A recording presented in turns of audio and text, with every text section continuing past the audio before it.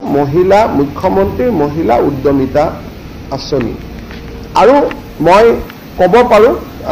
সাবজেক্টটো correction এটা letter date কোনোবাই যদি মোৰ ভাবিব পাৰে যে মোৰ ক্লেইমটোত ভুল আছে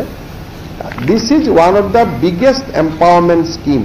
মহিলাক এম্পাৱাৰ কৰাৰ এইখনে আটাইতকৈ biggest scheme in our country ইয়াত কি হ'ব আমি আত্মসহায়ক গোটৰ মহিলাসকলক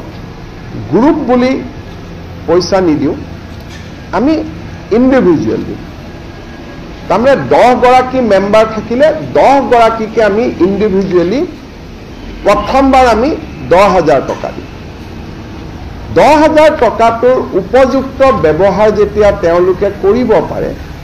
দ্বিতীয়বাৰ আমি তেওঁলোকক 25,000 টকা দিম